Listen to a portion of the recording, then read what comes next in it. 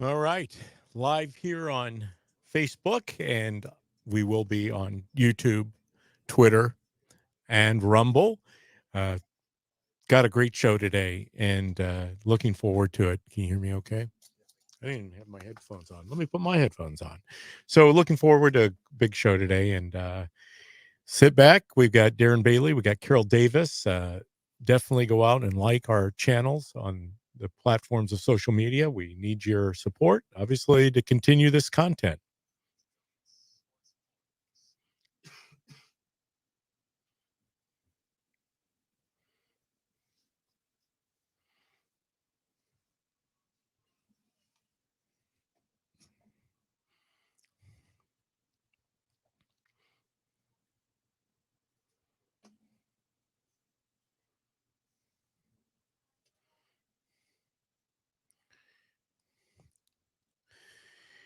Yes, it is the DPB show here Sundays at Cities 92.9, the news and talk of Bloomington, Normal, and beyond. And once again, as always, I say beyond because you can find us on Twitter, Facebook Live, YouTube, and Rumble. And we always encourage you to go out there and like those social media platforms. It helps us grow and get the word out to more people. We can't back down, folks. This is too important.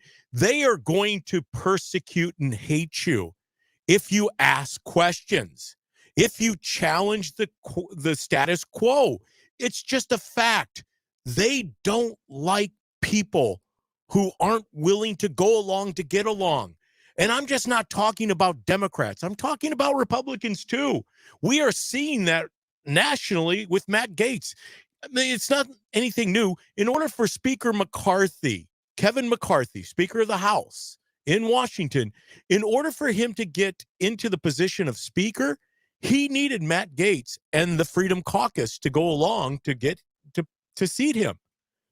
And they told him at that time, towards the beginning of this year, they told him that if they weren't willing to go the distance and truly uphold the values of the American people, which means as you have to live, you live under a different set of rules.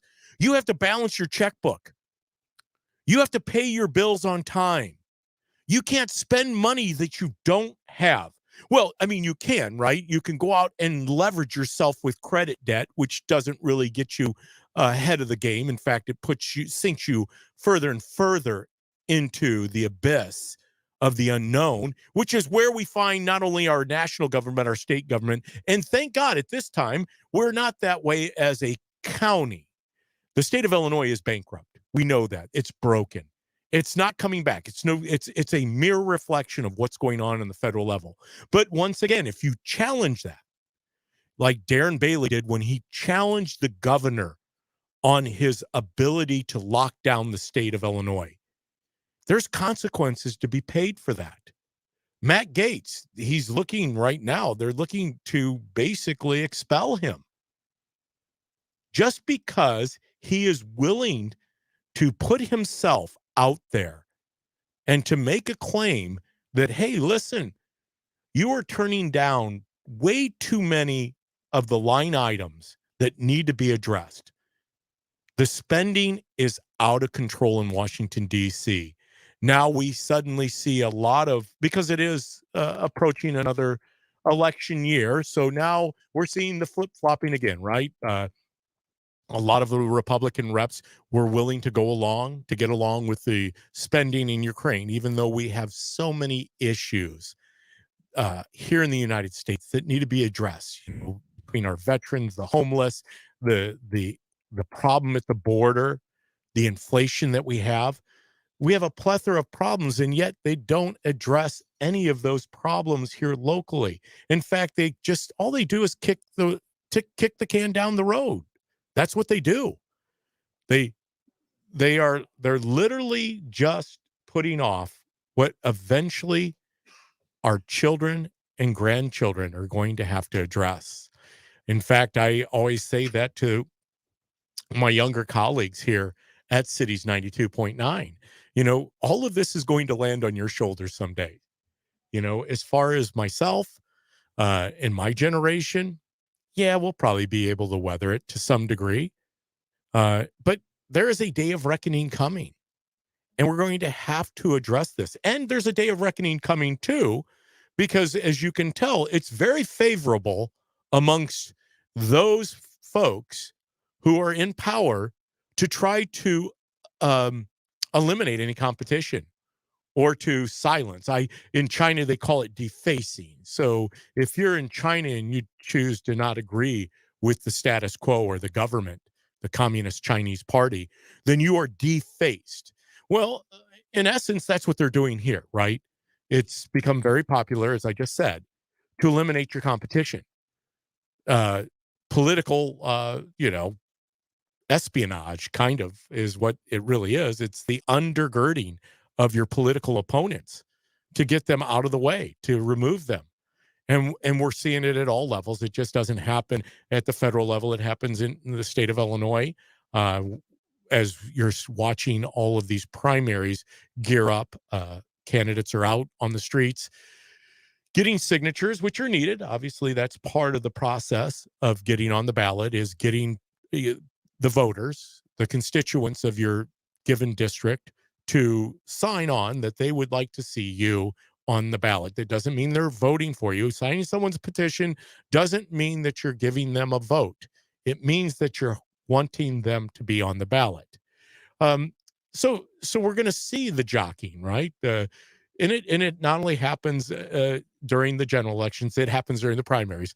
I I can't. I mean, primaries are good. Don't get me wrong. I enjoy a good debate, a good discussion, a healthy conversation of dissent. Right? I don't necessarily agree with a lot of people who are running for office. Therefore, Um, I'm going to bring up questions. I'm going to question what what their motives are. Why are they running for office? Ultimately, we live in a representative republic. That's what we are. We're a constitutional republic. No, the word democracy does not exist in the Constitution. We are not a democracy. We are a constitutional republic. There is a form of democracy in what we do, but no, this isn't the winner take all type of thing. We get representation even here in Illinois with a uh, in a super minority amongst the Republicans. uh, in disclaimer, I choose to actively work on behalf of Republican candidates. Why? Because it's the only party that truly kind of molds the best with my ideals. Do I necessarily agree with the Republicans? No. And as one of my favorite talk show people, Dan Bongino, says, Republicans aren't the answer to all of our problems. But I am pretty certain, without a doubt, that the cause of all of our problems are the Democrats. That's why I work on behalf of Republicans and will continue to work on behalf of Republicans. But I am first and foremost a Christian person, followed by being conservative. Sometimes I refer to that as having traditional values, common sense values. And if you're with us, joining us on the live streams, you can't see this on the radio, but I encourage you at some point to tune in on our platforms of Twitter, Rumble, YouTube, or Facebook. I am sporting a different lid today. That happens to be the John Deere lid. It's not in the traditional John Deere colors of green and yellow. It is a gray. It kind of matches my wardrobe shirt here, Kevin, as you kind of notice. But John Deere's near and dear to my heart, especially at this time of the year. And oh, by the way, for all of those that are listening, I know there are a few of you probably out there harvesting as we speak in the fields. The fields are alive. This is the most beautiful time of the year. In fact, I almost like to sing that this is the most wonderful time of the year. Fall, the the bringing in of the bountiful harvest. And obviously the reason I pointed out the John Deere hat is because that fall harvest is upon us. We are we do something here in the United States that doesn't get done in a lot of countries. Now there are other countries that definitely are uh, based on agriculture. We're not the only one in the world, but The way that we conduct a harvest is second to none. I mean, there's nobody that does it better. We are the breadbasket of the world, taking it upon ourselves to feed the multitudes, which we do. But I do appreciate this hat, and if you are someone that kind of likes the other company, which is the Case dealership, by all means, provide me a hat. Send it here to Great Plains Media. I will go ahead and don on that lid. But for now, I have my John Deere hat in anticipation of my good friend who will be joining us here shortly. Just at the bottom of the hour, that would be no other than Darren Bailey, a big John Deere supporter. He also is quick to mention that he has a lot of friends that dawn on the red and that harvest with the red machines versus the green and yellow machines. But I'm anticipating Darren with us. We've got a lot to talk about in regards to the very topic of asking questions, challenging our elected officials, putting ourselves out there. Yes, we are going to be persecuted for it. There's no one that's going to push the envelope culturally, politically, on the issues that really matter to you and I. You know, we want security. We want healthy, happy homes. We want an economy that is working for all people, not just the limited elite people who happen to be able to protect their assets always. And when the economy takes a tank and someone holds a lot of assets, their assets go up in value. Most people can't afford to have assets, or they have limited assets, or they're buried in credit card debt, or they're buried in a mortgage that they ended up buying a product or a property that really was overvalued. We don't realize those benefits, but we're going to talk about that with Darren because, you know, Darren has been on the cutting edge of always speaking out, of always challenging the status quo. That's the only reason he ran for office. I really believe my friend Darren Bailey is very happy just being on the farm with his family. I know that today he's celebrating one of his granddaughter's birthdays at his farm. That's who Darren is. We also want to get with Darren because I know he's got a big event coming up here, October 27th. It's really exciting. Donald Trump Jr. is going to be in Effingham, Illinois for a dinner on behalf of Darren Bailey. And he's going to be signing books from his father's memoir book. And it's a free book with the cost of getting into the event, the dinner that they're having. So he's going to talk a little bit about that, talk about his campaign, because once again, he's up against an incumbent congressperson who has shown over time that he's willing to flip-flop, as we just said. This is the biggest downside to the Republican Party right now, as we have a slight advantage in the House in Washington, D.C., and we're wanting the people's voice to be heard. We all know that $33 trillion in debt is unsustainable. We've got to address these issues. We've got to stop spending money we don't have. In fact, to spend money you don't have is a form of lying. It's a form of corruption. And we know here at the DPB show that's the essence of what kind of hinders us from being the best nation under God is debt. It really strangles everyone. Hey, we're going to cover that when we come back here at Cities 92.9, the news and talk of Bloomington Normal and beyond.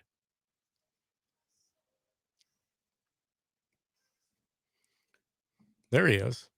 I can see him. He's in the waiting room. Yeah, pull him on. Might as well pull him on. Well, look at that. He looks relaxed. He's smiling.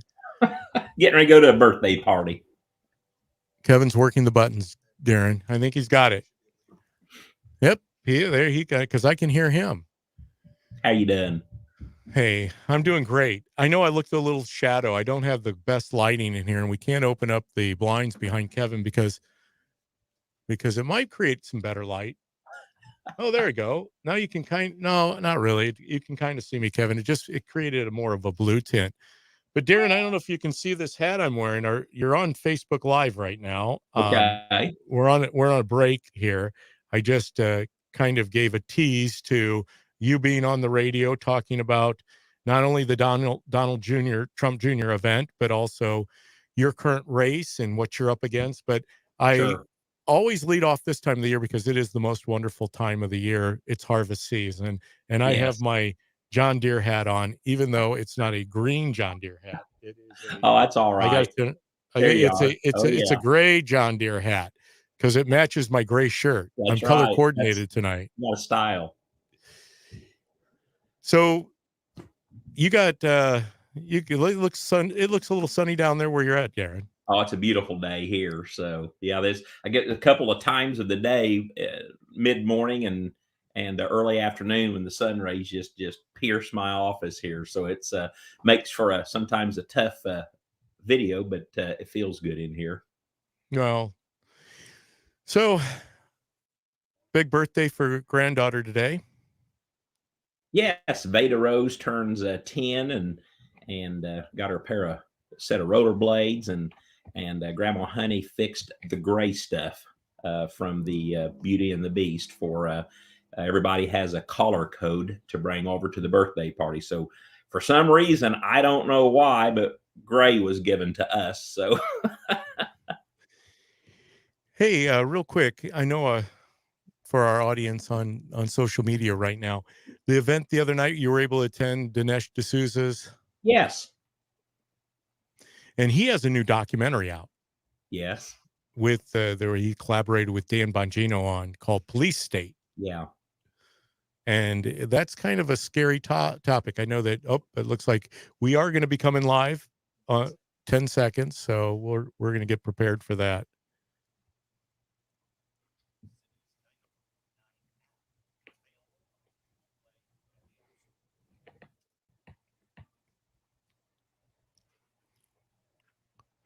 Well, you cut that short a little bit, Kevin. Man alive.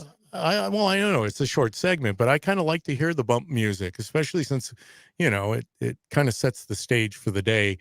Hey, sorry about that. I was giving Kevin a hard time right here on the air. David Paul Blumenshine, the DPB show, Sundays from 1 to 3, Cities 92.9, the news and talk of Bloomington, Normal, and beyond, because we can be found now on Twitter, Rumble, YouTube, and Facebook Live. In fact, if you're on Facebook Live right now, you can see I'm in a split screen, and it's just not me, DPB here. It's another DB. It's Darren Bailey. Darren Bailey, I was giving you kind of a bump, and I'm glad that you came on a little early today, because there's so much to talk about, and I know that this is a short segment, but just to get some of your initial thoughts on the situation in D.C. right now with the continuing resolution and the fact that, the Freedom Caucus in Washington said, Speaker McCarthy, we're willing to give you the gavel. However, we're going to address the issues that truly impact and affect Americans, mostly the way that we spend the people's money. So the Freedom Caucus has some demands, some line items, and it seems like the speaker is going to try to ignore it. And one of the members of the Freedom Caucus, Congressman Matt Gaetz, says, "You know what? This is it. We're just going down the same road with the same playbook, and we're really not representing the people who we've been put here to represent." How do you kind of view this thing with Gaetz, and now they want to expel him and everything else just because he dared to question their authority? So basically, the Freedom Caucus needs help. They need more numbers. And David, when Cindy and I, felt our heart being tugged towards government again in March and April, I think I've said this before. I had two choices: fight for my Senate seat back in Illinois, or check out the congressional situation. We got on a conservative review and looked up the record of my opponent, my congressman, and I was appalled, absolutely appalled. He has voted with the establishment. Everybody knows who Adam Kinzinger and Rodney Davis are. His voting record matches theirs to a T. Mary Miller comes along, joins the Freedom Caucus, and he got a little bit better. This year, I announced my primary. He's voting 100%, my opponent 100% with him. This is what these guys do. They're chameleons, and they need called out. This is nonsense. They're not standing up for the people. This is government as usual. As a matter of fact, my opponent on Tuesday spoke out against the Freedom Caucus, and he specifically said their constituents should turn on them. I hope they do. That was what he said, and his quote was tweeted later that day. These people have been in office forever, and government is not serving us well.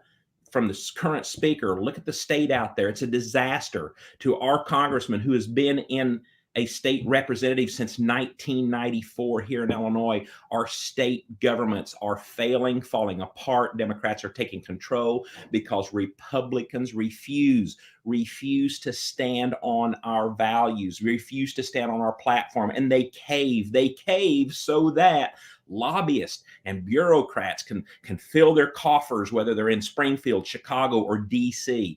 That's what's going on. That's not working for us, and that must stop. And I truly believe that the people here in the 12th Congressional District are understanding that more so, because people are frustrated, David Paul. I love the way you direct your news, because you give some hope, but man, to turn on any news network, you're just inundated with trouble, and people are struggling. They're fighting hard out there to earn $1 to feed their family, and they don't need to go home in the evening or turn their radio on when they're driving down the freeway and listen to all this. So they turn it off. And when we turn it off, we lose track of what's taking place in government, and then we begin to wonder, why is all this increased spending? Why are veterans sleeping on the streets? Why are we not protecting our border? Why do our elderly have to worry if they're going to get their Social Security check? And it's because politicians have weaved their way into positions of favor, political influence, and that must stop. We always get it straight from Darren Bailey. Darren, we're up against the bottom of the hour break, and I'm glad that we had this time for you to give a kind of a little run about what's going to happen after the bottom of the hour, because I want to tell you about a piece of mail that came to our house yesterday. The lady is deceased, and it was addressed from Barack Obama, and he is out there campaigning on behalf of Joe Biden and soliciting funds. And it gets back to your point. Why is it that people it's not bad enough yet? They're not awake to what's happening. It's because these people continue to lie to them and promise them something that they cannot deliver on. But we're going to cover that and so many other things. I want Darren to tell us about this great event coming up October 27th in Effingham with Donald Trump Jr., where you can get a free copy of President Trump's book, Memoirs of President Donald J. Trump. But you can do that. We're going to talk about so many other things when we come back here at Cities 92.9, the news and talk of Bloomington Normal and beyond.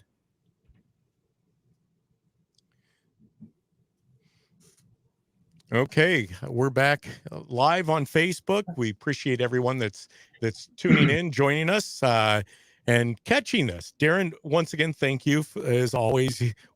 It's easy to basically present this information to the public when you're not lying. I mean, we don't have to lie about what's happening. You know, I love it when politicians, and I found that out in my own race for state representative here locally. I sat in a forum conducted by the League of Women Voters with someone that you served with, Dan Brady, who's no longer in the House. He ran for Secretary of State as you were running for governor. And Dan sat there in this forum and looked at the people and told them that the balance or the budget in Illinois was balanced for the third time or fourth time. Oh, and I said, that is just not true. I said, Representative, in all due respect, I have the Auditor General's report from Frank Mantino. Did I say his name right, Darren? Yeah, close enough. Mantino. Yeah, Montino. And I said, I have the Auditor General's report, and it doesn't take you very long to flip pages to find out he said that there's inadequate reporting from the agencies in the state of Illinois. Therefore, he can't really make head nor tails of where we're at as far as the budget. And I think that's the way it is out in D.C. too. I mean, Illinois is just a microcosm of what is happening in D.C. I mean, there are other states in the union that are doing it much better than Illinois, but we know that the federal government is just bankrupt morally and financially. Well, they bankrupted us. I mean, this is what people are struggling. The gas, the energy, the food bills. I mean, it's nuts. And back to the Illinois budget. I mean, even if, and it has not been this way for the last 30 years, even if the numbers actually jived, even if there was as much money coming in as they wanted to spend, there has always been a $4 billion shortfall to the pensions. And I cannot get through that through our state workers. That's going to come to a screeching halt someday, because you just can't continue, as you were saying before, spending more than we make. But our budget has indeed been $1.5 to $3 billion out of whack since day one. It always is, and for the very reason that you alluded to. Well, and we don't truly know exactly how much that is, because everyone wire points has a different Illinois policy, has a different view of it. Andrew Andrzejewski of Open the Books has a different opinion. I mean, I don't know if we truly have an accounting, because it's so hard to figure it out, because as the Auditor General says, he doesn't get the accurate reporting. In fact, there's a representative candidate, and I think he was down at the Dinesh D'Souza event, and I know we're still good with time, right, Kevin? About 20 seconds. But I really want to talk about this when we come back on air. I happened to run into him during our campaign for governor, Kelvin, who's running in the 95th state rep district. He worked for the state of Illinois, and he worked in the business of auditing. And he said, it's ridiculous. Here we go. We're going to go live again.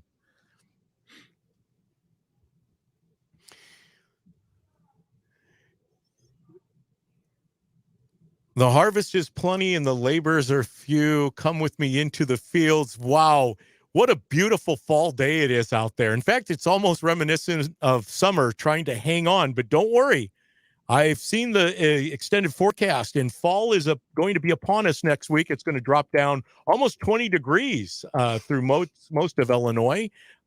So be prepared. Fall is here. The harvest is here. I just love the excitement of a harvest season. So many great things happening, whether it's Friday night lights and football, but the harvest festivals that go on. Really, I'm kind of a guy that likes to go out into the country and watch them combine corn, or to bring in the beans. It's exciting stuff. If you've never seen that, by all means, go out and enjoy, because it truly is refreshing to see that good old-fashioned work is still something that sets us apart as a country from a lot of others. A lot of countries depend upon us for their existence. We are still the breadbasket of the world here in America. So thankful to God for that. And with me is a veteran farmer, a grandfather, father, husband, a candidate for state rep. He actually held a seat as a state representative, state senate for 2 years. And then he ran for governor because he was sick and tired of being sick and tired. And he had already sued the government or sued the governor for his unconstitutional lockdowns of the state and restricting the growth of small business here in Illinois. That's Darren Bailey. Darren, we always appreciate you joining us here at Cities 92.9, the news and talk of Bloomington, Normal, and beyond. Over break, or during the break, we were talking about a couple different topics, but one in particular is obviously this ongoing problem that we face federally in the state of Illinois and in a lot of counties. You know, the taxpayers can't take on any more liability. We are pushed to the limit. I mean, we can't afford the groceries. We can't afford the gas.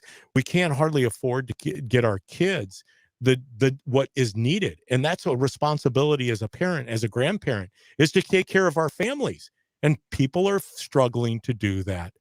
And you're on a mission to change the way that we do government. Yeah, it's so sometimes I've got to kind of slow down and think about this a minute. Let's back up just a minute. Let's think about what is the number one role of government. The number one role of government from the beginning was to protect the people. How are we protecting our people when we continue to burden on them excess taxes and excess spending? At the very minimum, wouldn't you think that we'd be protecting our borders? And all of a sudden now, even our woke cities are crying help because there's a crisis with immigration. So we ask ourselves what the number one role of government is. And then let's ask ourselves again, what's the number one most important thing that needs to be accomplished every year? A budget, just like you and I live on. At the end of every year, my farm, based on we're having a little bit of a shortfall on our yields down here in Southern Illinois. We didn't get the rain that we needed. So we immediately start now. I don't wait till, 2 weeks before planting to figure a budget out. I start planning now, what I'm going to need to do for next year. So isn't it interesting that in the state of Illinois, when government comes into session in January, and we know that session gets out in June, they always wait till May to start talking about the budget. And isn't it interesting that, right now, we've had all year long, we've had since February, January, for our federal government, our lawmakers in DC to start coming together for a budget. And we have to be embarrassed as a nation with these continuing resolutions. I mean, it is a shame and it is a sham that they can't come together and figure this spending out. How about some spending cuts? But what they're arguing about, they're not arguing about where they should be cutting at right now. They're arguing about who should be getting what. And it doesn't work. Here in Illinois, a lot of people, I learned this, the governor, that budget to the governor, it's like the crane game, with the little stuffed animals in there. The governor gets to reach in there every now and then and pull out whatever he wants to pull out and put it wherever he wants to put it. And we ask ourselves every year, as a budget is you and I, if we know we're going to spend so much on fuel and so much on food, we pretty well got to leave that in there. But unfortunately, in state government, our schools fall prey to this a lot. Our schools don't get the money that was promised to them because, the governor will reach in and pull and push the money somewhere else. And many times when people see our representatives and our governor going around the state, putting these press releases out for these wonderful projects that are going to happen. Here's $2 million for this particular, maybe a mental health facility or maybe to the VA. I urge people to pay attention to those promises because less than 10% of them actually end up getting funded. They go out with these grand ideas, but then something else comes up, another priority, another idea, another favor that needs to be pulled, and they push the money somewhere else. This nonsense needs to stop. Well, Darren, you know that my wife is a school teacher now, starting her 35th year with the local school district here in the Bloomington Normal area. And she actually had this question this morning. You've had so many different avenues and for creating revenues for the school system, whether that would be the lottery, whether that would be the marijuana sales. She was saying a recent one, and I kind of draw a blank on it.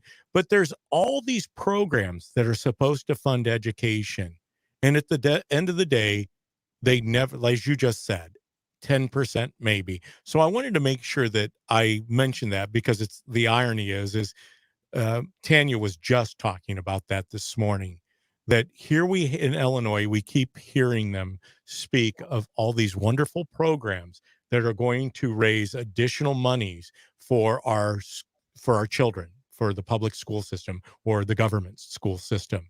And yet they never come to fruition. They basically lie. You can't track this money. I tried for 4 years. We stood up on the floor in both the House and the Senate and said, I just want a single a website or put it on paper.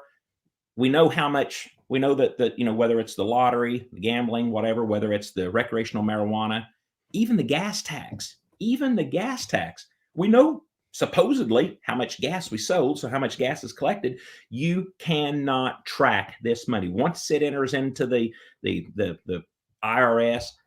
You can't. It just dissipates. There is absolutely no way to track any of this stuff, and that's another a sham of the government.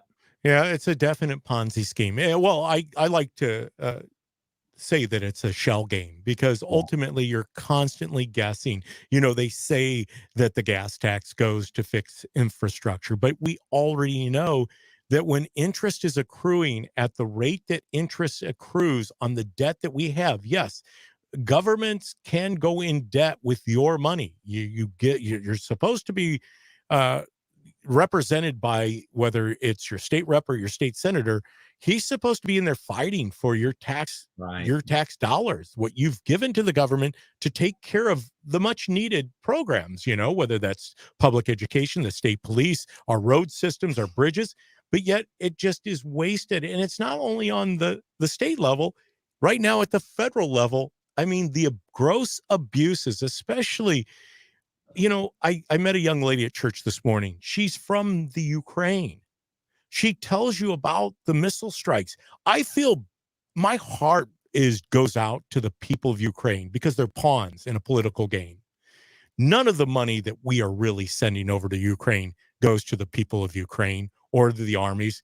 It's all rifled through by the oligarchs and anybody that is in power, and they kind of pick and choose. And yet they continue this unending war because right now there's no end in sight for the war, unless here in about 14 months we elect a new president who has committed himself to saying he will stop the war in 24 hours.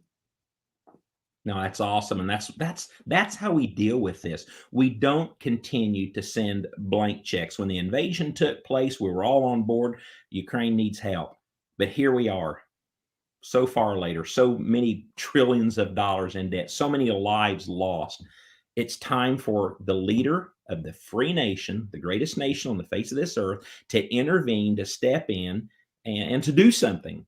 And instead, again, the answer is your pockets, and that's so wrong. I was kind of struggling to think because sometimes there's so much that comes at us. Here's what my wife shared with me: exploiting the children. She actually happened to chat in the chat room here, Darren, on Facebook Live, so I can read it. As she says, exploiting the children, just like the postcard we received from Obama yesterday. If you care about the future of the children, vote for gambling, cigarette tax, gambling machines, or in the case of postcard, vote for Biden. Wow. Because obviously that will fix everything. We're in trouble. That's just all there is to it. People, again, I've quoted this many times. I think I've quoted it every time I've been on your show. But when Thomas Jefferson, during his presidency, he said, "When Americans figure out they can vote themselves entitlements, democracy will fail."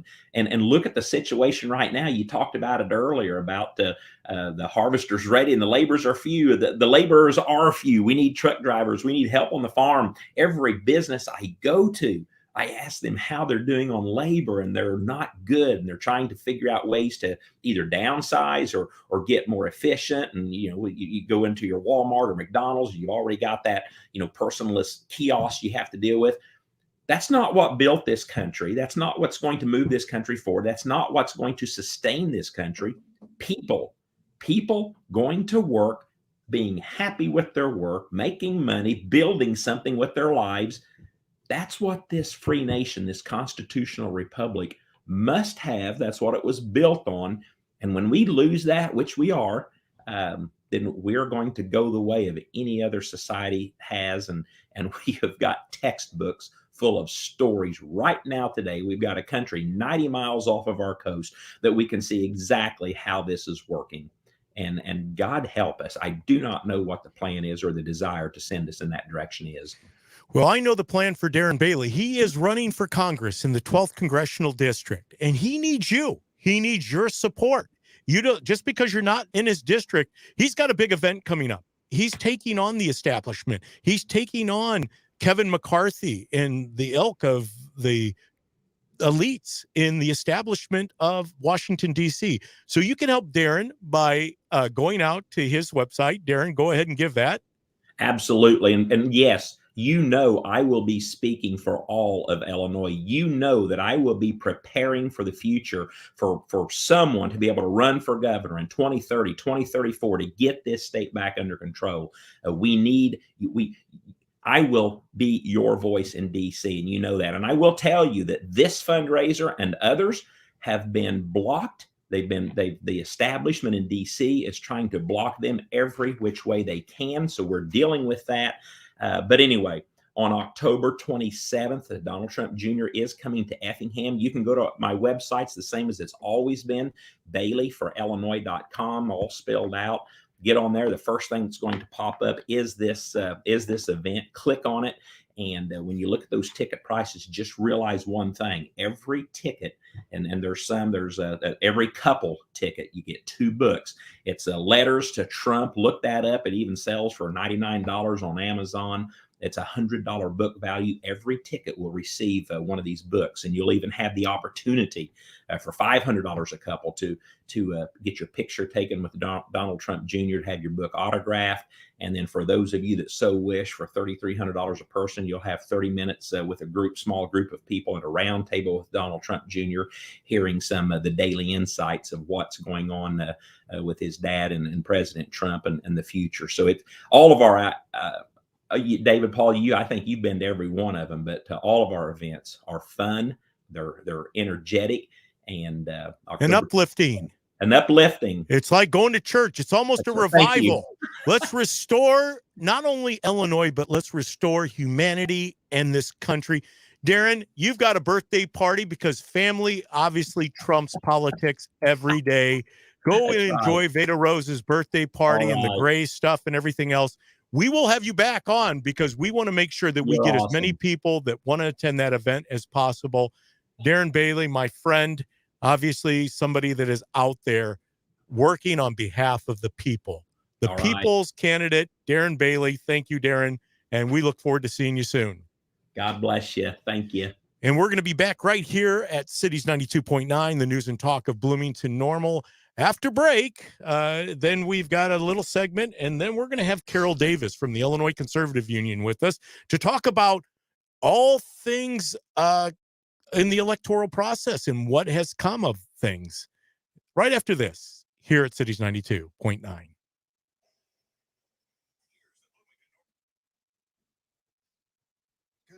All right, we're back on Facebook. Thank you. Hey, you got some commenters, and obviously we read the one. Thank you to my dear wife, who really is so much smarter than I am, because she processes information. Well, what are you laughing about over there, Kevin? That's not nice of you. Well, that was sweet of me to say that. I think you're just laughing. You're laughing at me. You're not laughing with me. Yes, and another commenter down below that. So appreciate you. Thank you. Anything for the good or for the future or for the children. Be discerning with your money and don't trust those marketing campaigns. Exactly, Esther. It's. I might have disclosed something. I gave the E away. I'm sorry. I didn't mean to do that. You're right. It is. It's planned. This is what they do. If you say something, I think Kevin Ferris right over there did that on Speechless Show. If you say something long enough and loud enough, it becomes. It's like programming. It's brainwashing. I say that all the time. I mean, it's a radio technique. If you ever notice, I mean, that's why things are so repetitive. If you listen to like advertisements and such, I know I'm giving away some of the business right there, but that's why things are very Relief repetitive. Factor. Yeah, Sebastian Gorka. I always think of like thing 1877 cars for kids. That's right. And like those are relatively innocent, but when Yeah. you have a government and people that are telling you racist, sexist, homophobic, eventually you're going to start to believe. And tying that with the person. Trump's a racist. Trump's a homophobic. Yep, He's they do a lot of word extremist. association. That's right. All a word association. And we talked about that. And that's what campaign literature is about.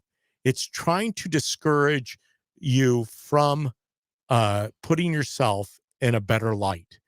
That's sad, But that's what it is, because they keep you discouraged in a state of fear, because that is what they sell.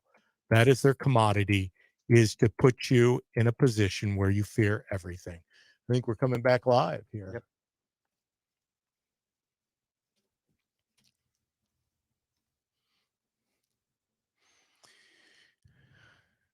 You know, I so appreciate people like Darren Bailey. And Darren Bailey is few and far between. You know, I know he's taking some flack down in this congressional race. And Mike Bost, you're more than welcome to come on my show anytime. I don't know if you'll take me up on that invitation or not, but hey, the mic is yours, because I have some questions for you. In fact, one of them is you said Darren Bailey really isn't who he is. Some of the people associated with your campaign are calling him immoral. It's just this same song and dance. Richard Irvin, you know, called him everything but human, and that he was a liar and he wasn't really the man that he holds himself out to be. No, it's like the Matt Gaetz thing going on right now. I mean, once again, if you are convicted enough, bold enough, courageous enough as a leader, Darren's a leader. You know why? I see it in his family. The person Darren is, he has these 3 sons and this daughter who imitate who he is as a person. They're involved. They're working the land. They're in the church. They're working the school system. You know, his daughter runs 2 Christian campuses, or Christian school campuses. They're living out what their father and mother have encouraged them to be. In fact, I think you're going to hear more about that next week from Pastor Timothy James Farrell on Victorious Life, just prior to my show from 12:30 to 1. He's going to talk about winning at not only life, but winning at parenting. If ever you want to know what the product is from good, solid human beings, it is show me their family, show me their legacy, show me their grandchildren. That's what builds successful, productive societies, is people being taught good, solid core values. Now, for me, those values come from the Word of God. There's no better source. At least if there is, I haven't seen it here on earth, but there's no better source than God's Word to guide and lead a nation. That's what our founders believed. I'm just not saying that, you know, and for those that say, yeah, but separation of church and state, that's not in the Constitution. That was a letter that Thomas Jefferson penned because he wanted to make sure everybody was clear that we weren't going to have a state-run religion, that not one faith tradition was going to dominate like it did in the Church of England. The Episcopal Church, you know, held a stronghold on the people of England. And anytime you have absolute power, you're going to have absolute corruption. That's what it was to avoid, a theocracy. I'm sorry, I almost didn't get that out. Theocracy. And so thank you, Darren, once again, for all you've done for the people of Illinois and soon to be the people of the United States of America, because we need his voice. We need to have him in there with Matt Gaetz and Marjorie Taylor Greene and Mary Miller, pushing back against the go along to get along. I mean, once again, are we sick and tired enough yet of what's happening with our voice, the people's money, taxpayers' money? Are we at a point yet that we realize that a society can't exist the way it's going, spending money we don't have, eliminating programs we need, you know, like I believe cash bail. We don't need the Safety Act. Who is safe under the Safety Act? We are truly imploding our nation's values in order to do what? Who benefits? That's a question we need to ask. This is why we need to push and get answers to these questions. And yes, you know, I get it. I know what they're going to answer. I mean, as the comment says on Facebook Live, vote for gambling, cigarette tax, and gambling machines. Because if you really care about the children, the future of the children, we need gambling, cigarette tax, marijuana sales, and soon to be, I'm sure, other things that hopefully never come to fruition. But, we have a issue called human sex trafficking in this country. It's not going away. It's funny how for a short period of time, the sound of freedom really overtook the airwaves in so many ways. No pun intended, but it dominated the space. Now what happened to that? Just like that, out of the news cycle. The problem is growing. These folks, light is being shown onto the systemic problems we truly do have in our country.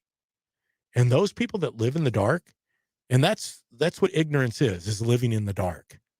To have that spiritual blindness, the inability to see. And when your eyes truly get open and you can see how bright and shining things are because the light comes in, it's amazing. And thank God for President Trump. That's what he did 4 years ago.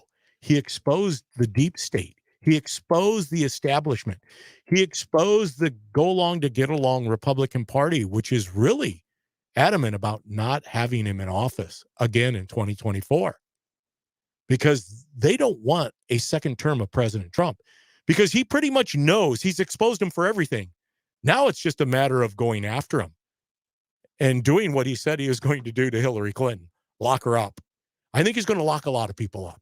And you know what? Justifiably so. They've broken the law. It's a lawless land we live in right now. Hey, we're going to be back to talk about the election process and what has changed, from 22 to 24.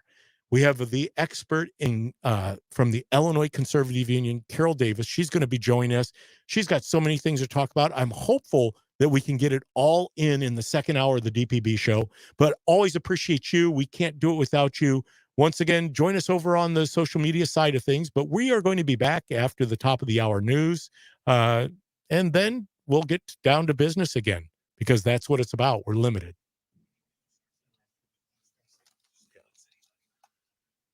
Oh, I still need my microphone. Yep, we're going to have Carol. Do you have her number? I think so. You want me to call her and get her on? Yeah, we probably need to get her on because she's anticipating she's going to be coming on, and I'm going to wait a few minutes because she doesn't. That's fine. Did you have her number? Checking.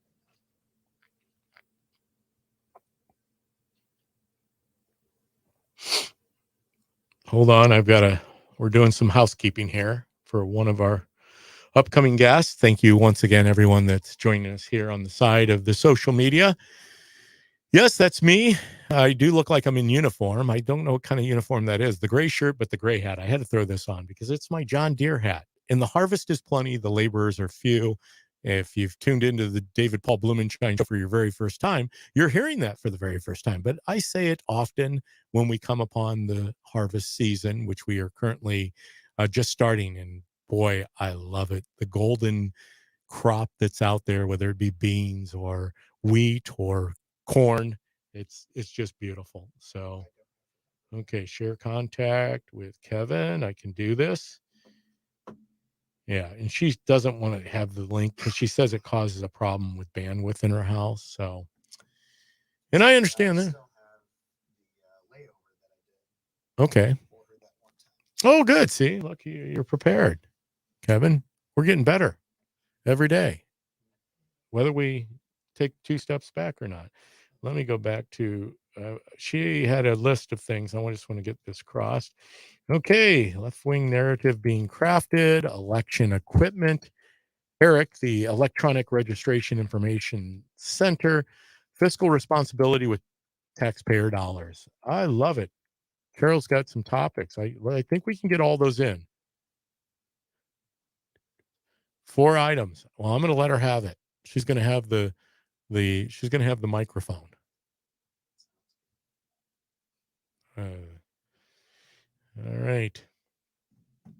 This is a long break, so I'm feeling good. How are you guys feeling out there? Go ahead and comment, subscribe to YouTube, Twitter, Facebook.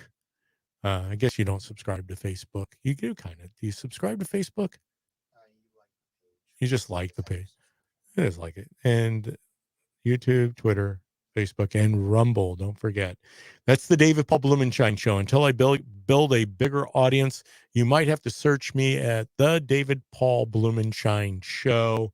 It should populate. In fact, some of the things you'll see there on YouTube is my reaction to some of the TikTok videos, which I don't have TikTok. The only time I ever see TikTok is when Kevin calls me into studio and says, hey, I want DPB. I want you to react to this video. I don't have any pre-warning as far as what that's going to be.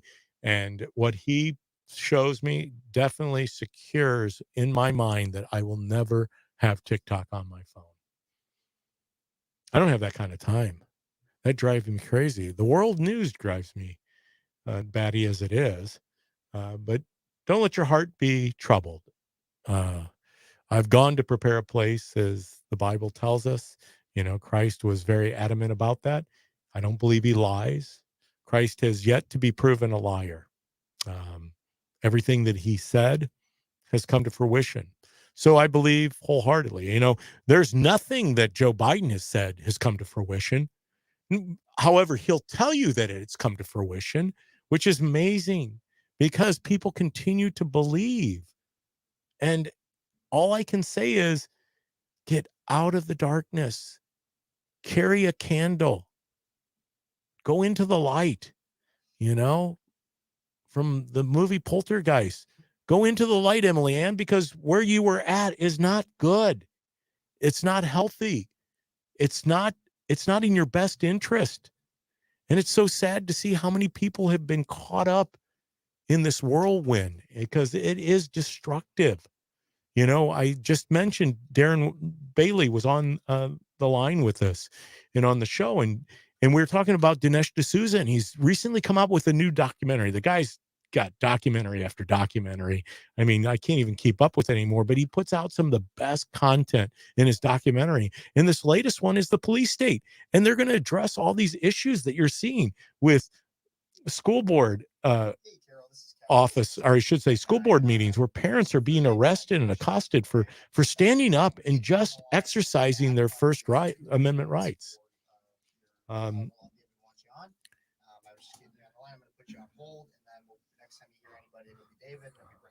That's right. There you go. Kevin's busy working the phones to get our next guest, Carol Davis. But you know what? Dinesh is a forward-looking person who truly is interested in getting the truth out. Once again, I operate by grace and truth. That's all I care about. Providing grace.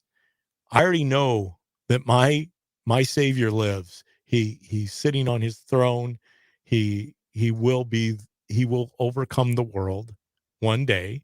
That is part of his return here to earth.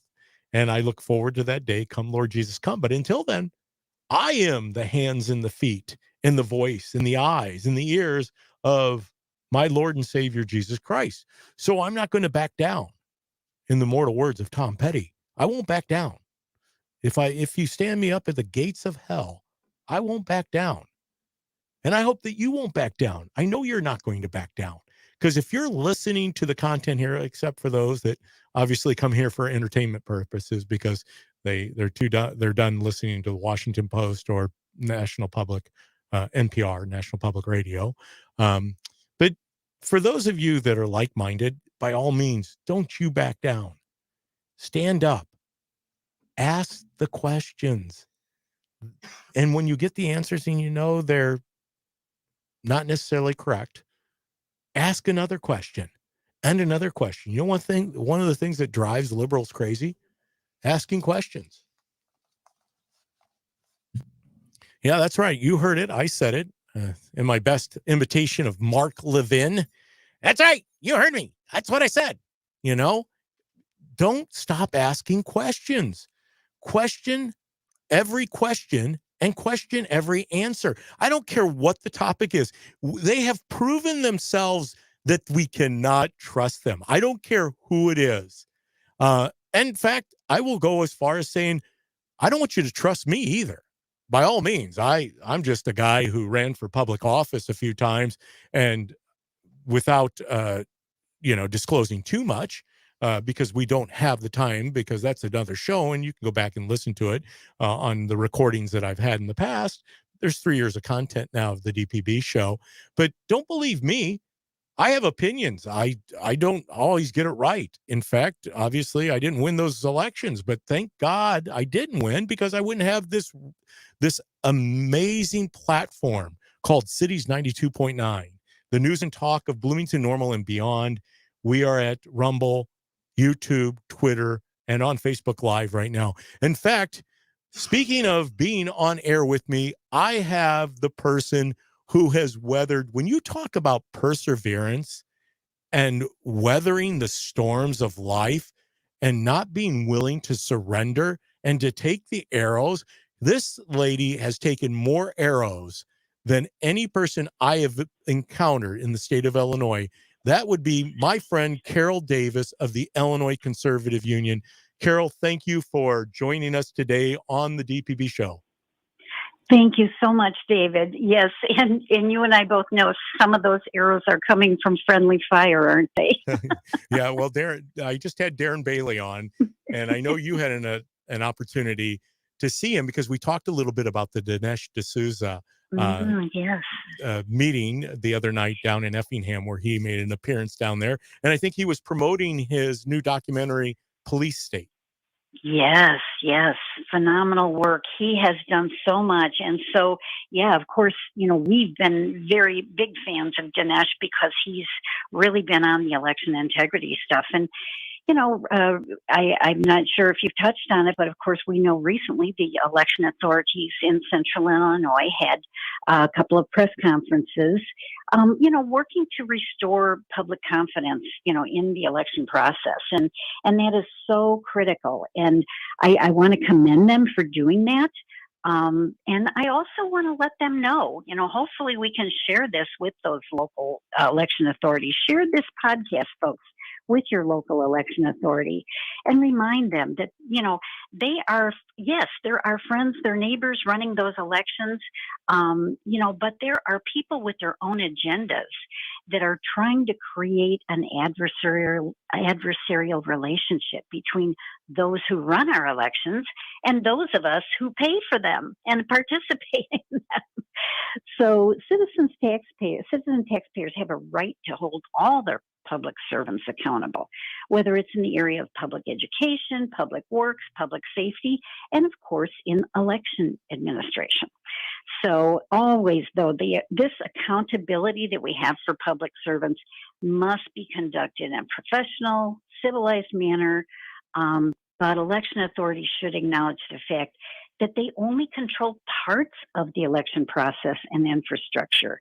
There can be components not under the election authority's direct control, which can be influenced by outside forces with an agenda. And I kind of wanted to touch a little bit on that today if we have time.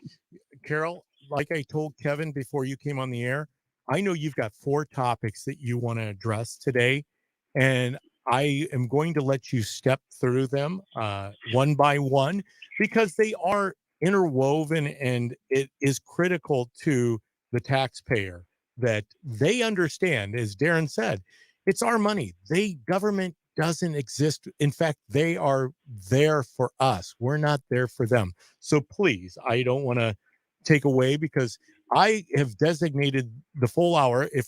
I am hopeful that the 4 topics can be touched upon, and we'll have you back on, because we're going towards the election. We're either coming out of an election season or we're going into one, Carol. So you're always welcome here on the DPB show and the Morning Buzz with Kat. And I know Kevin would love to have you on Speechless, because things are going to pick up speed going forward into the 2024 elections. So I know that you had mentioned that you would like to hit upon, and I don't know where you want to jump off at, but the left wing has created the narrative of everything that we do in our elections. I don't know if you want to start with Eric, or if that's where you want to. Is that a good jumping off point? Well, the left-wing narrative is kind of a subject unto itself that has just reared its ugly head in the last couple of years. And, the left is so good at crafting their narratives, and they're spreading the word that anyone who wants to monitor elections is crazy and dangerous.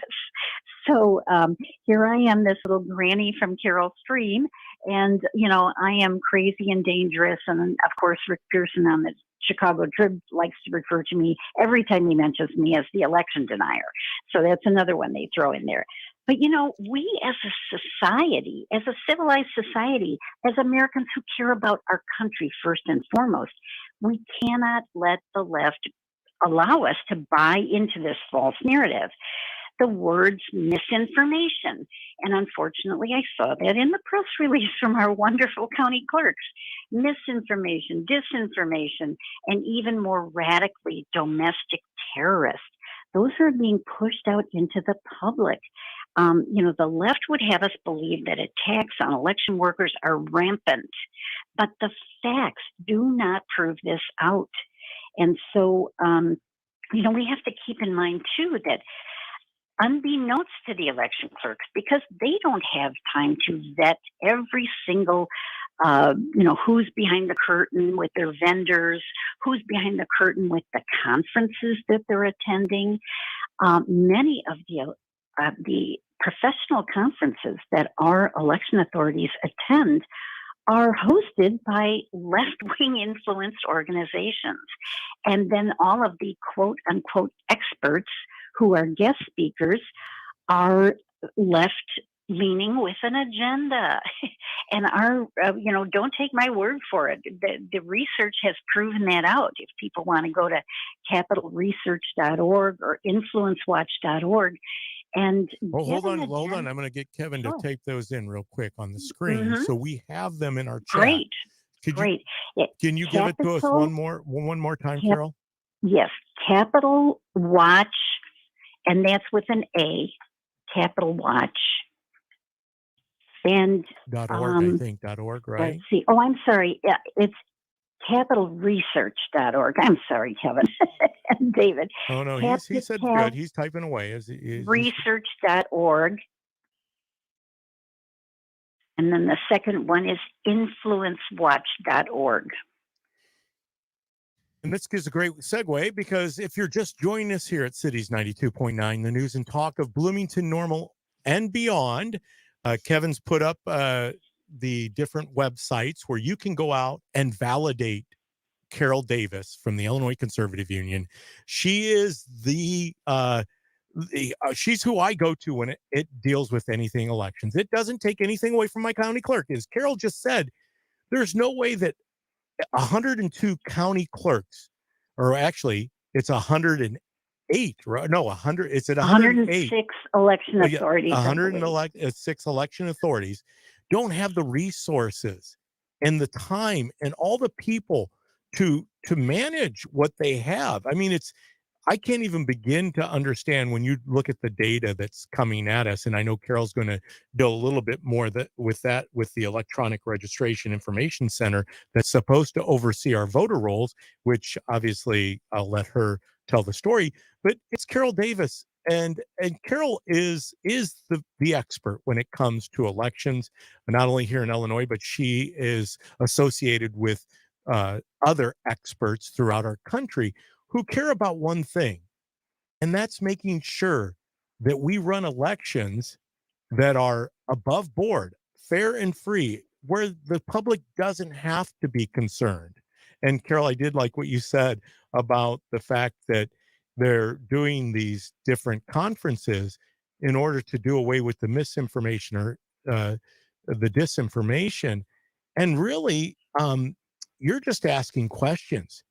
And that's not disinformation. If a concerned citizen has a question of an election authority, you should be able to get those answers. And sources like you help provide those answers.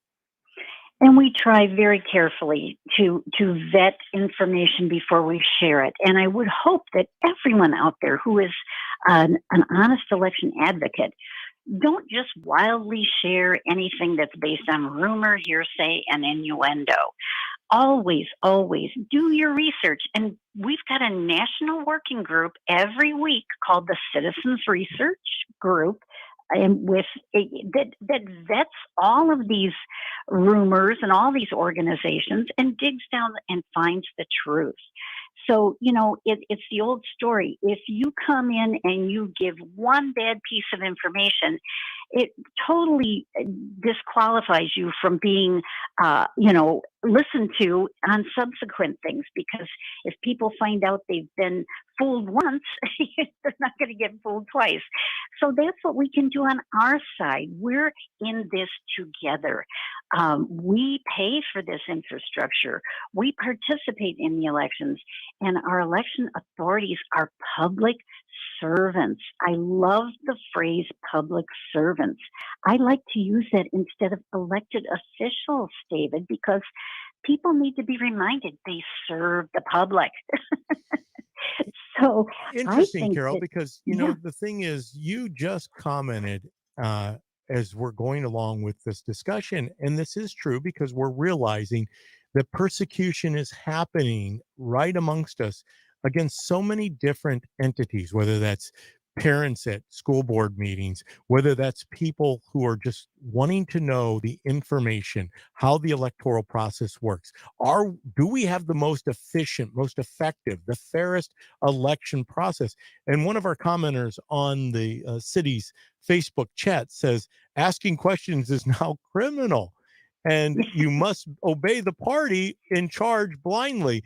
And I know that a lot of people feel that way, but I know you're somebody that's been asking questions, and yes, you've received the arrows, as have I. Will continue to do that, but really, that's not true. I don't know if it's just you have to raise yourself to a certain level where they start trying to file indictments, but they only do that for political credibility or political collateral. But how do you address that, Carol, with someone saying that asking questions, pushing back on the system is really something that could lead you into a criminal lawsuit? Because you know about that. I mean, you ended up filing, as you've told us on the show here at DPB, the Judicial Watch. Tom Fenton filed a lawsuit on behalf of your organization, Illinois Conservative Union, and that just was resolved here in the last few months. Yes. And, unfortunately, they have weaponized our court system, our judicial system, and anybody can drag anyone to court. And even though their complaints are not valid, they can bankrupt people. They can just totally shut people down just by draining their resources in time and money. And so obviously, we have to work really hard to counteract the narrative. I'm looking for people to join our communications team so that when we hear all these articles coming out about disinformation, misinformation, domestic terrorists, extremists attacking election workers, there's no data at all to back that up. But if we're not out there counteracting this with op-eds, wonderful radio shows like yours, making comments on social media, we will train people. They need to contact us. If you like to write, if you like to speak, if you like to be on social media, become part of our communications team so we can counteract that, because then we will have public record to push back in these court filings and cases with experts that we can quote, that we know have vetted the facts and have truth on our side. So we must not let them use our judicial system to crush us. And that's what they try to do. So, and they tried to do it to Attorney General Ken Paxton down in Texas, right? Because once again, he was too close to the fire, because he was one of very few attorney generals who was actually filing suit against Joe Biden. And once again, they tried to ruin the man. And once again, he prevailed, because we're going to go through the fire.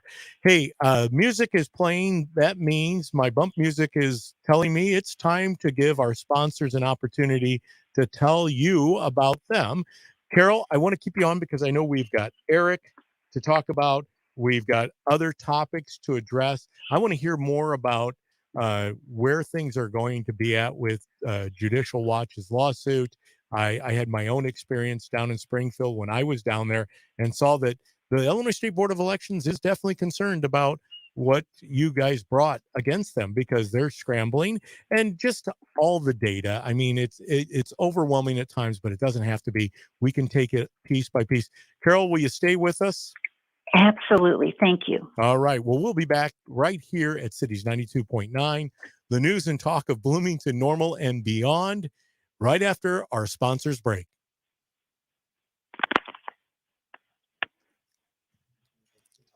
All right, Carol, we're still on live. The audience on Facebook can hear us. I'm just querying the comments, and yes, it's always good. Carol, this stuff with the internet and social media just expands, like you had just mentioned. We need more people involved in the process. The resources, we just don't have enough for our electoral process. And I mean, that's evidence in the fact that you're not paid to be a poll watcher. Well, you're not at least paid by certain parties to be a poll watcher. Other parties can compensate you for being a poll watcher. But election judges, you are paid for. You're compensated. And we need plenty of people to be election judges, poll watchers. We need people that are just engaged in the system, because here on February 8th in Illinois, early voting starts again. I know, isn't it amazing? Yes, it rushes up fast. And we want to really help people to become poll watchers, become election judges, and we can get you hooked up. So if people are interested, jump on our website, IEIP.org, Illinois Election Integrity Program, IEIP.org is our main election site, in addition to our normal site. And we will get you connected and trained and everything people need to know. IEIP.org, IEIP.org. There it is today on the screen. See, Kevin's good. Kevin's across the way. Kevin's got a show here at Cities 92.9, Kevin. Yeah. And he is finishing up his studies at Illinois State University. He also is active with Charlie Kirk in Turning Point. He was given the Ambassadors Award, right? Last year? Yeah, Campus Warrior Award. Campus Warrior. I keep calling it Ambassador. It's like Turning Point Ambassador. It is like Turning Point Ambassador. But Kevin has got a show here that is in his second year. And I happened to be on his anniversary show last week, Carol. And it's amazing, as I've told Kevin, these young people, Kat, Kevin, Paul Garcia, Ty Smith, they're going to be saddled with everything that we are going through right now. Okay, okay, here we go. We're going to go back live, Carol. Okay.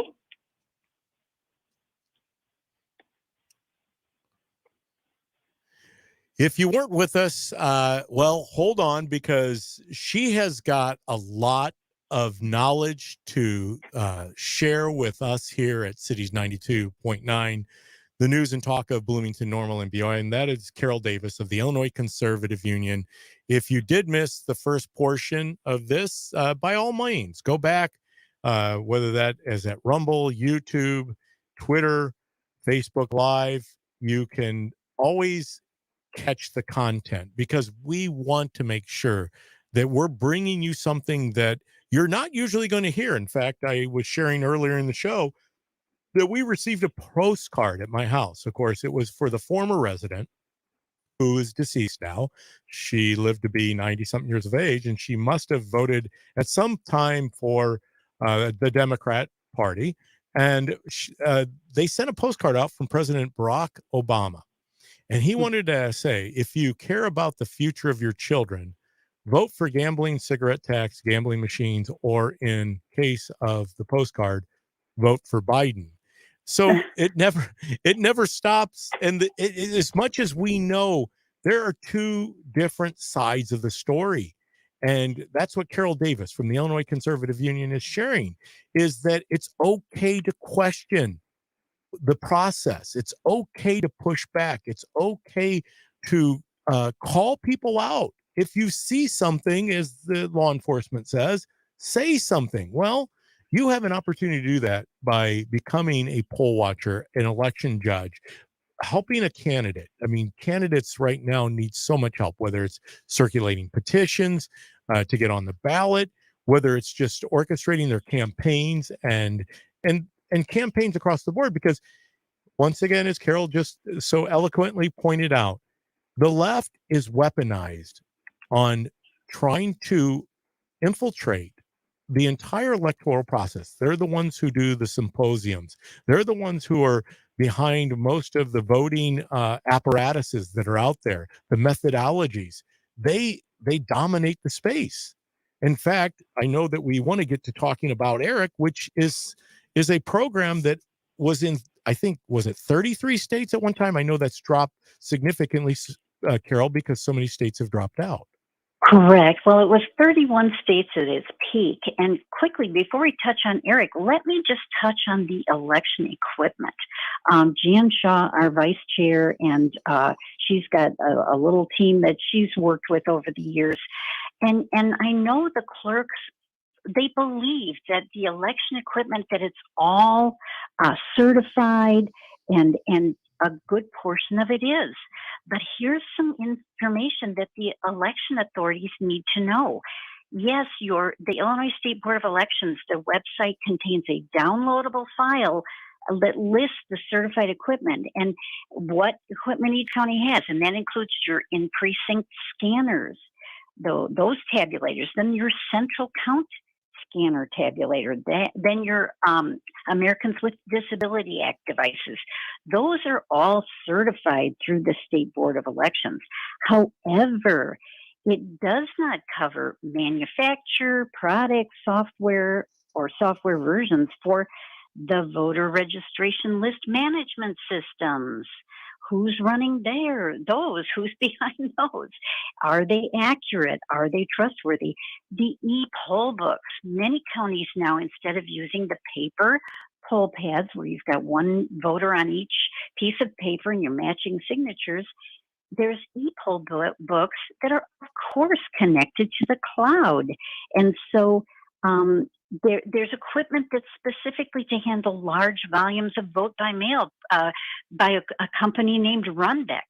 Those pieces of equipment and the vendors who sell them and the people who service them, that's the kind of thing that citizens research can help their election authority, and they can help them to understand that equipment, understand that no one's watching that equipment, and that often our election authorities have to depend completely on the vendors to make sure that equipment is running the way it should be and not being, let me just put it bluntly, hacked.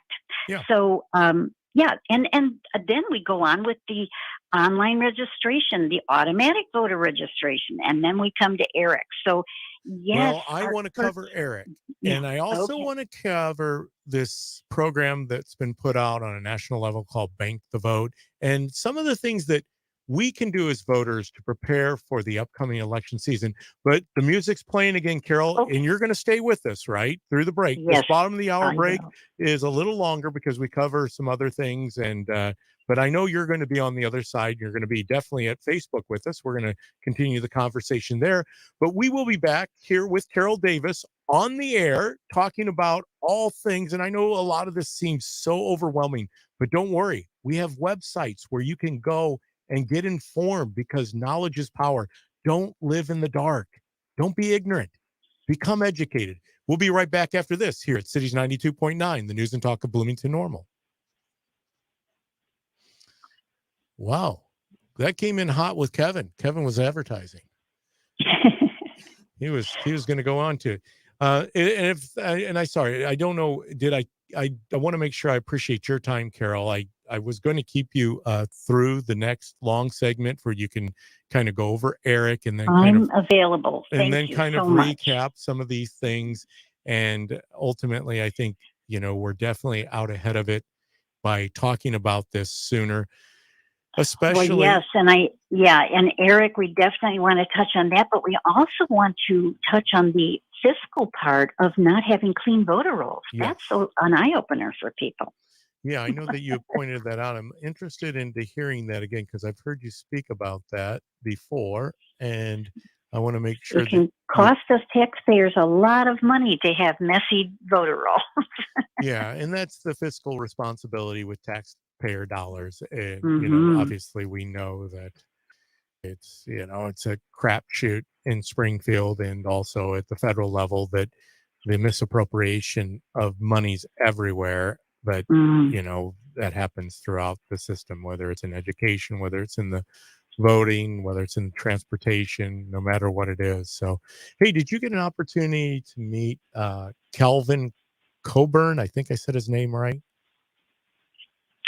Friday night at the Freedom Caucus Yes. event? Yeah. Gosh, I don't think I did. I did not meet anyone by that name. He's a dynamic young man. I call him young man. I think he's our age, but he worked for the state of Illinois for his career.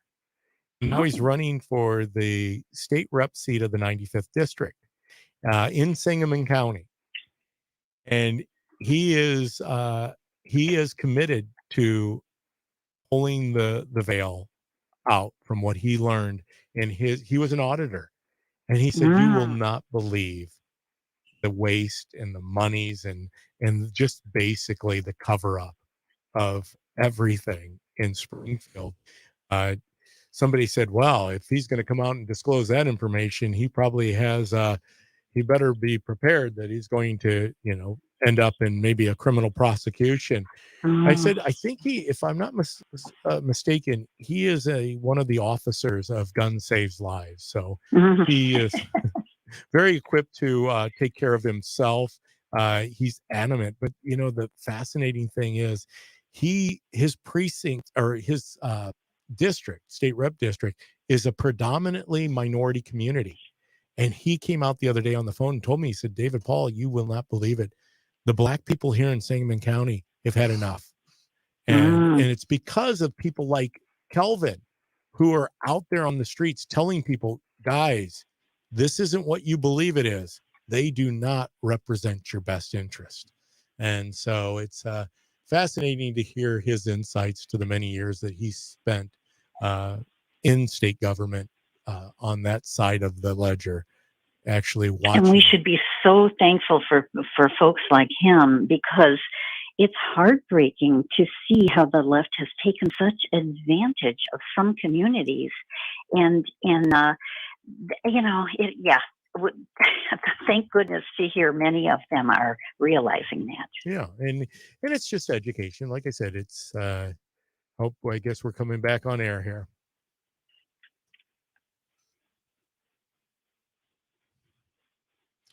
Well, it will be a mystery. That's what that bump song I like, Kevin. It's always been a mystery why you chose me, and it will continue to be a mystery. I hope it's not a mystery to you. I'm David Paul Blumenshine.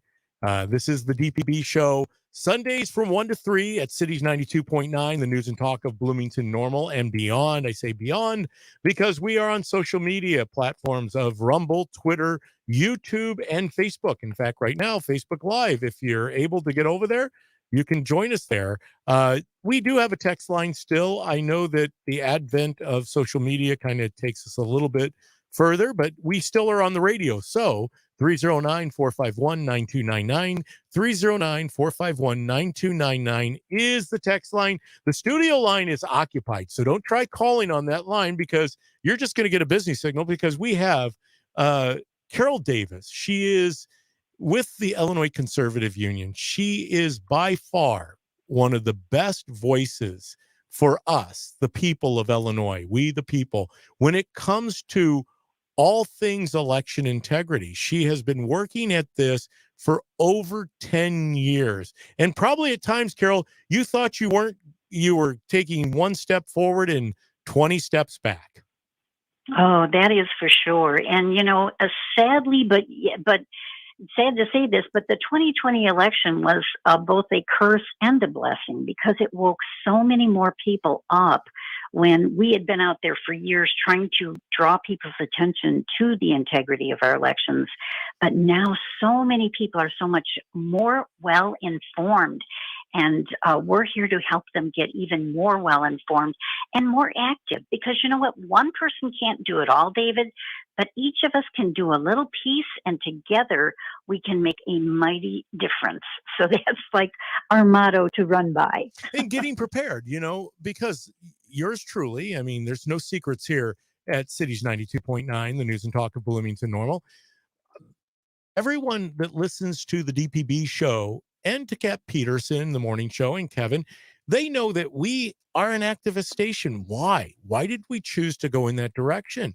It's because there were very few resources in media that were telling a different story than the mainstream media was telling. So we took it upon ourselves to activate, to be part of the process of informing people, not with misinformation and disinformation, but then again, because we're activists for conservatives, they deem us already misinformed or disinformed. But I was involved in election integrity. I didn't get involved until the 2022 election. I dabbled in it a little bit in 20 and 21, but really you opened my eyes, as you have with so many other people, to what truly is happening, uh, not only in Illinois, but throughout our country. And this constitutional process of choosing, electing our public servants happens every year. Every year. I know a lot of people only think it happens every 4 years or every 2 years, but it happens every year because we have elections, off-year elections, consolidated elections. So Absolutely. we're never really at a point where we can rest. I finally realized that there is no time to stop. There is no time to exhale. I mean, it's if there is, it is just a brief moment. And now that I'm so steeped in the electoral process, I realize how critical it is that all people get involved at some level of making sure that when we go into that most trusted voting arena, whether that be vote by mail, whether that be voting early or same day voting, that we have the confidence that we need to know that our votes are secure and they're counted, and we are represented by the people who ultimately garner the most votes. Absolutely. And that's where this ERIC plays a big role. ERIC stands for the Electronic Registration Information Center. And our clerks, our county clerks, and the election authorities that are additional to the county clerks, they depend upon the state of Illinois to give them accurate information. The state depends upon ERIC. And so what happens is the state contracts with ERIC, and we pay them big money because they came in telling all these states that they would be the cross-check program. They would prevent voters from being registered in more states than at the same time than just one. And if someone moves, they would, keep the states informed of that. Well, they do that to some extent. But the cost of that, both dollar-wise and in the way our information is being shared, is shocking. And we've had experts, our national network of experts have done such great research and evaluation of ERIC. And that's what has caused, as we have exposed the vulnerability and drawbacks of ERIC, that has led 10 of the 31 member states to withdraw from ERIC to date, and we expect more will be on the way. Now, of course, Illinois probably will be a hanger-on, and they will not be quick to run from ERIC, because what ERIC actually has done, of the 31 states which were member states, including Illinois, those voter rolls in those states are more bloated and more inaccurate now than those states not ever participating in ERIC. So ERIC's objective has been to suck up all this voter data, and not just our voter rolls, folks, data from the DMV, data from public aid. It's just pulling in data about us from all kinds of different sources. And then what they found, specifically revealed first in Pennsylvania was Eric was backdoor releasing that information about voters or potential voters to third-party left-wing organizations. Now, we all know when election time starts rolling around, people start receiving these registration applications in the mail. Get registered. You've got these big groups out there. Register, register. So many of those are left-wing organizations. And the goal of the ERIC system has been to find what they call EBUs, eligible but unregistered voters. And then the contract with ERIC tells people that you have to tell states you have to pursue those unregistered voters and get them on the rolls. That is your mission. Well, no. The mission of our local election authority is to run fair, honest, open, transparent, accurate elections. It is not to become a voter registration machine and a get out the vote machine. That's the project of candidates, campaigns, and political parties. Well, at the very least, though, and I know that I keep bringing this up, Carol, because it will not leave my brain.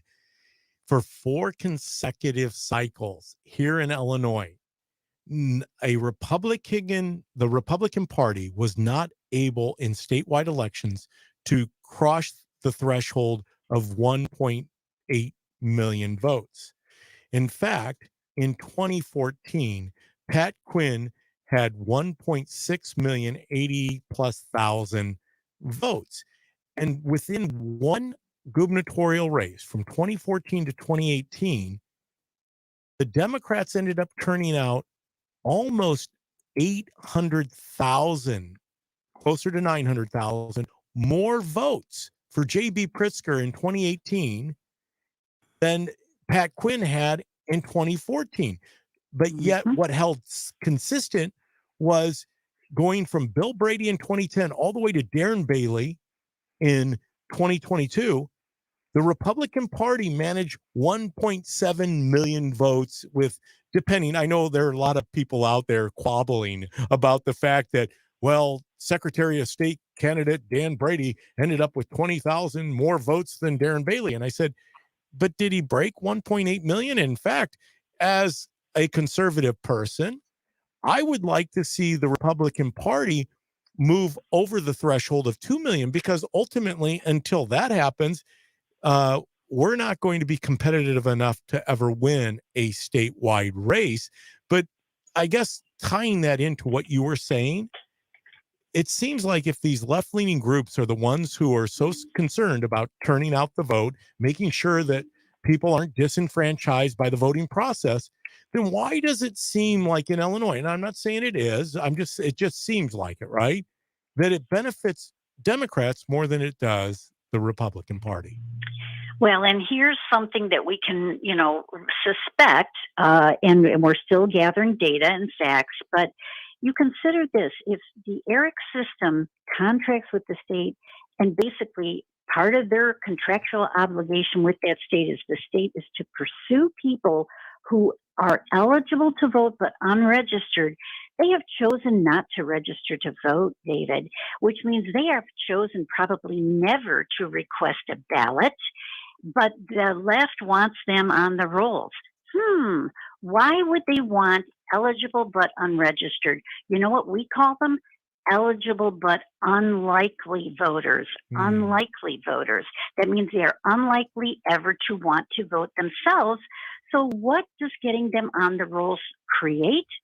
We suspect it creates a bank that unscrupulous people can make withdrawals from whenever they choose, now that we have all of this vote by mail stuff going on. Because, if you're registered at one address and you want a vote by mail ballot, you can say, hey, yeah, I live in Carroll Stream, but I'm vacationing in Berwyn right now. Send my ballot to this address in Berwyn. And of course, the election authority is going to send it there. So this is where we suspect that ERIC has not been a scrupulous operator in this whole area of bloating the voter rolls. And this is something that our clerks have no control over, because they're depending upon the state to furnish them accurate information. They can't go out there and vet every single, new registration and that's where our frontline precinct committeemen, and we're creating a class right now for them to teach them how to vet and verify these newly registered voters showing up in their precinct on their walk lists. And that's a critical function because imagine this, if you've got your walk list and all of a sudden 10 people are showing up registered at what you know for a fact to be a local UPS store, then doggone it, we're going to check that out and find out what's going on because that is not a valid voter registration address. We're going to ask questions, which is pertinent to guaranteeing that this constitutional process that we go through in electing our public servants, and it happens often, is indeed secure and protected. Hey, Carol, I know that we're going to run up against a break here again, but I want to hear the cost. I mean, when you look at what elections have become, it doesn't come without a cost, and it's pretty costly to run elections now, isn't it? And who pays for that but the taxpayers, right?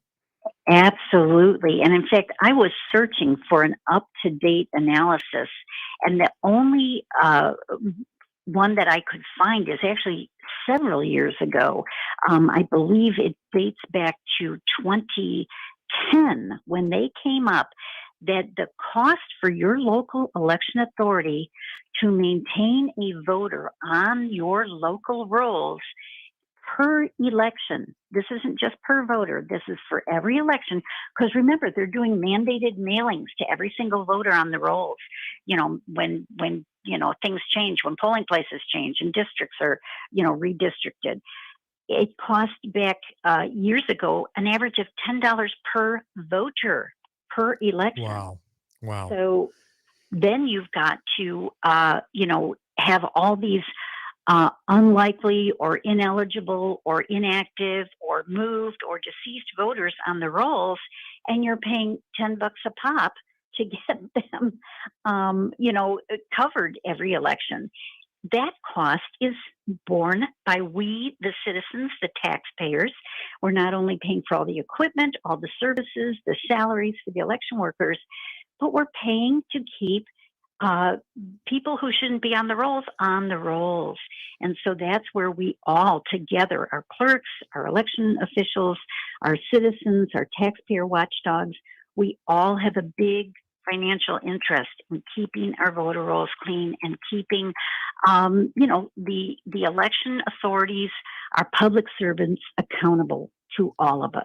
Well, thank you, Carol. Hey, Carol, we so appreciate you and everything you're doing on behalf of the citizens of Illinois.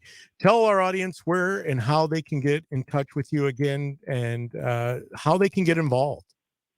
Well, please do get involved, everyone. We've got a coalition across the whole state.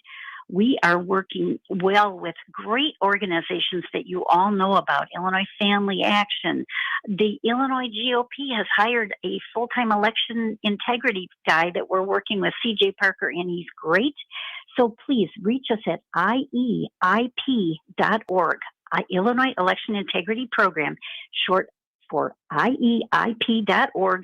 Find us, get engaged. We will help you. You don't have to figure it out yourself. We got it figured out, and we will train you and welcome you warmly on board in this effort. Well, we need to get you back, Carol, here. I know we're short for time, but we need to get you back to talking about some of the programs for the upcoming election on securing votes and doing everything that we can do in our power. But once again, thank you, Carol, for joining us here on the DPB show today. Thank you. And thanks to Kat and Kevin and the whole crew over there. You guys do an awesome job. Well, thank you. And we're going to be back right here to wrap the show up after a sponsor's break.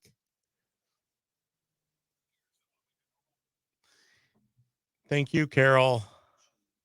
Hope you got it. Okay. Thank you, Carol. Obviously, always a delight to have Carol Davis of the Illinois Conservative Union. I mean, folks, she is beyond a bank of knowledge when it comes to elections. And that doesn't take anything away from our county clerks. Our county clerks are in the day-to-day, they're in the foxhole, right? They're running the elections. But as Carol said, there's only so much. They can only deal with the operations and the way that the data is given to them. You know, they hold the data in each county. They have voter rolls. They of course have to submit the results to the state, the Illinois State Board of Elections, but it's a collaboration. And there's 100, as Carol said, there's 106 election authorities in the state of Illinois. Some counties like Blooming or like McLean County, we have 2 election authorities. We have uh, election commission, and then we have the McLean County board, or the McLean County clerk, who oversees our elections. So that happens up in Rockford. Winnebago County is another one. But they have multiple elections. And imagine this: Cook County has 2 election authorities, but that's a lot to deal with when you look about, especially and how transient our um, state has become. We know we've lost close to 1 million people, over 1 million people in the last 10 years. That's not me saying that. That's the census that says that, because even though the governor might say that that's not true, but there is a reason that we now no longer have 18 congressional districts. We lost a congressional district. We only have 17. It's because we lost population. We'd fallen behind Pennsylvania, which is the 5th largest state as far as population. We're coming back.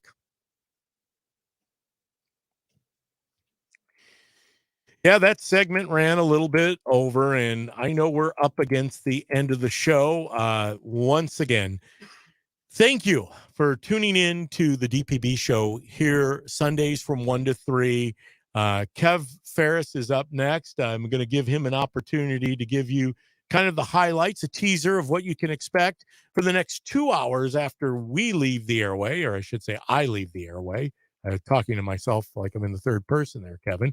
But I guess I can include you in the we. So we leave, meaning me, and then you're back on here.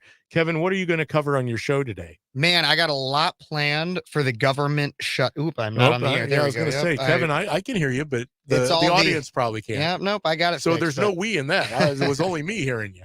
Nope, I got a lot I'm working on with this light bright over here, but I got a lot I'm talking about today when it comes to the averted government shutdown, the feud now being sparked between Matt Gaetz and Kevin McCarthy. My opinion on that varies a little bit from yours, DPB, and I can tell you it's probably different from a lot of people's. But hear me out, everybody. I'm going to cover that. I'm going to talk about the fire alarm that was pulled leading up to the vote on the spending bill yesterday, laying out what's in that spending bill. And that wasn't Dianne Feinstein that pulled the alarm. No, it was not Dianne Feinstein. I will briefly touch on her passing, I believe. And then I also have some other stories. CDC called me, and that story is fascinating. The CDC called me last week, and I'm just itching to tell everybody what they had to say. And then if I have time, that's the Center of Disease Control for those of us that don't live through acronyms. Yeah. So there's that. And then if I have time, I got a litany of other stories, including a woke pastor who said that heaven was like a pride parade. Yep. There's that one. Meghan Markle might be running for the Senate, or might be taking Dianne Feinstein's spot in the Senate, and some other things I got listed. I always over prepare. So I might not be able to get to everything that I just talked about, but I know for a fact the government shutdown, the shutdown showdown, and everything, all the drama surrounding that will be coming up. And as you can tell, always a little more edgy than yours truly, but that's okay, because that's what makes the world go round. Just because you're conservative doesn't mean that we're clones of each other. We too have discussions, arguments, which is what this whole show was about. Never, ever, ever give up asking questions, going deeper, wanting to have information, because we're not, to trust people at their word anymore. Those days are gone. I mean, I get it. There was a time that it seemed like we had a little bit more genuineness in our conversations. But for the most part, really what happens now is people are merely parroting what they hear from whatever news source they use. And I'm not even going to say that we're not somewhat guilty of that. I mean, we lean into being conservative activists. Myself, that's what I am. I'm a conservative activist. I don't pretend to be a journalist. I don't pretend to be a talk show host. That's what I do. Um, I don't pretend to have a great, vast knowledge of most of what we talk about. But what I do know that kind of is at the core of who DPB is, and I think most of you over the last 3 years have learned this, is I've got questions, and I'm going to ask in the mortal words of Ricky Ricardo. Lucy, you got some explaining to do, because there's plenty of explaining for what is currently transpiring. If you believe that at the surface, the way that things are going are hunky dory, because it's amazing how if you go out to social media sites of like Joe Biden or even JB Pritzker, I know I highlight them often, but it's a plethora of other representatives, and it doesn't have to be Democrats. There's even some Republicans who swear, as I said earlier, we had a state rep and a state senator here locally that tried to convince the people here in McLean County that we balanced the budget in Illinois.